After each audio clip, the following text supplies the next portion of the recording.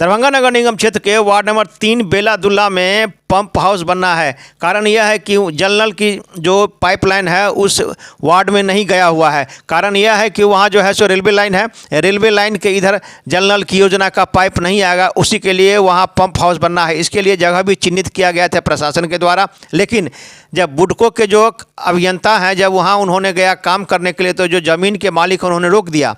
उनका नाम है अशोक ठाकुर। उनका कहना था कि यह ज़मीन हमारा है, जो कि मामला लंबित है। तो फिर किस प्रकार से जो है सो प्रशासन ने यहाँ एनओसी दे दिया आपको और यहाँ पंप हाउस बनाने के लिए आ गए हैं, हम इसको रोक रहे हैं। सामाजिक स्तर पर वहीं पर वार्ता हुआ और आपस में सहमति बनी। इसको लेकर वार्ड नंबर 3 के जो पार्षद प्रतिनिधि हैं भोलू यादव, वो भी उस अवसर पर उपस्थित थे। कई मोहल्लावासी उपस्थित थे। आपसी सहमति के बाद जिन्होंने ज़मीन पर पंप हाउस गाड़ने के लिए मना किया था, उन्होंने ही अपने ही ज़मीन में से बगल में जो डबरा है उसमें उन्होंने कहा कि मिट्टी भर के हम समाज के हित में ज़मीन देने के लिए तैयार हैं, यहाँ आप नहीं बनावे, इसके लिए मैं आपको दूसरा जगह दे रहा हूँ। पत्रकारों ने उनसे पूछा कि पहले आपने विरोध किया और बाद में फिर आप ज़मीन देने के लिए तैयार हैं। उन्होंने कहा कि समाज का ये कार्य है। आपको बताते चले कि इन्हीं के परिवार के सदस्य जो हैं सो दरभंगा नगर निगम के पार्षद भी रह चुके हैं। जनहित में, समाज हित में आपसी सहमति से पुनः अशोक ठाकुर ने जो है सो अपने ही ज़मीन में से पंप हाउस बनाने के लिए दिया जगह। पहले सुनिए उन्होंने क्यों रोका, और जब सामाजिक स्तर पर सहमति बनी तो उन्होंने जनहित जगह देने के लिए हुए तैयार।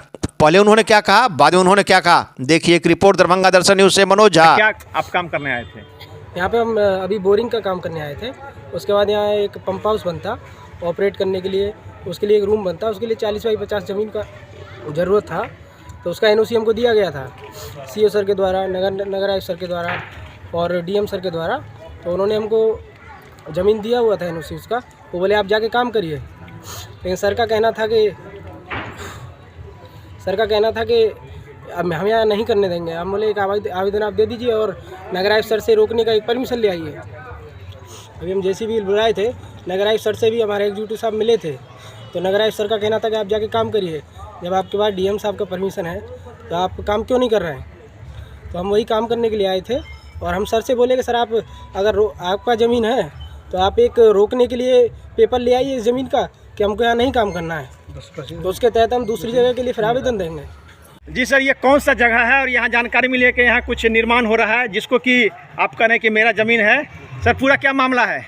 मामला ये है कि ये हमारी निजी ज़मीन है, हमारे माता पिता का नाम से इसका दस्तावेज है और ये करीब 60 साल से मेरा कब्जे में है। और इस पर हमने माता पिता और मैंने भी करीब 10-12 लोगों को बेचा है।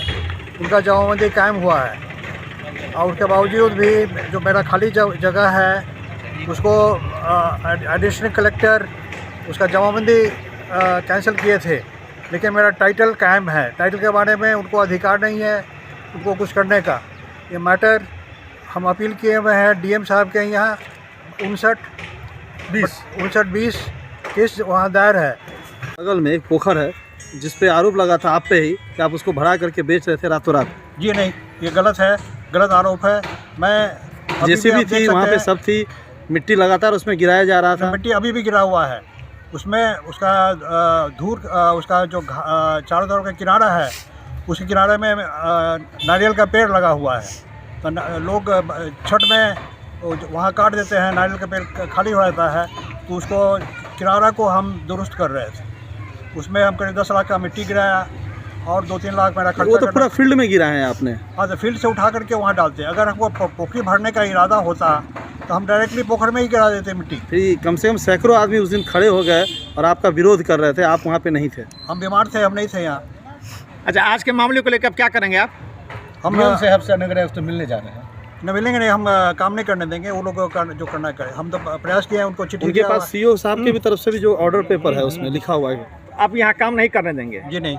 कि यहाँ पंप हाउस बनना था, आपने रोक दिया और इसके बदले में आपने अपने ही ज़मीन में से पीछे में ज़मीन दे दिया। क्या मैंने पहले कहा था कि मैं अपने ज़मीन में से दूसरे जगह ज़मीन दूंगा और मैं दे रहा हूँ अपनी स्वेच्छा से समाज के भलाई के लिए। मैंने बहुत दान किया हुआ है। मेरे बाबूजी स्कूल भी है जो उसमें भी उसका कीमत मेरे बाबूजी के द्वारा दिया गया था, वो रिकॉर्ड पर है, उसका कागजात भी मेरे पास है। और यहाँ भी मैं पंप हाउस के लिए मैं बोरिंग करने के लिए दे रहा हूँ। और बाकी जगह भी जो गड्ढा है जिसमें पानी है अभी कुंभी है उसको भर करके हम पंप हाउस बनाने के लिए दे देंगे। तो क्या कैसी खुशी हो गई आपको कि समाज के हित में आपने फैसला लिया? हाँ, हमारा ये एक पारिवारिक ट्रेडिशन रहा है, एक परंपरा रहा है दान देने का। मेरे माताजी दान दिए, मेरे बाबूजी दान दिए और मैं भी दान दे रहा हूँ।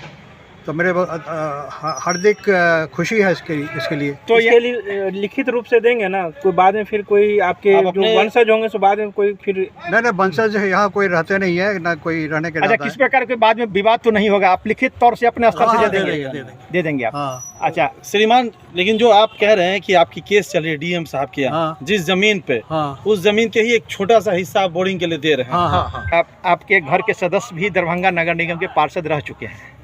हाँ जी। तो कैसी खुशी है और क्या कुछ आपने अपना फैसला लिया? हाँ, हमारे बाबूजी अपने भतीजा भी है, नगर निगम के सदस्य रहे हैं, मैंने पार्षद रहे हैं करीब 20 साल तक, और उनके बाबूजी भी थे करीब 20 साल तक। तो ये परिवार का एक परंपरा रहा है। बाबू रघुवीर ठाकुर बहुत ही योगदान दिए थे और उसी को आपने कायम रखा? उसी को मैंने प्रयास किया है काम रखने का।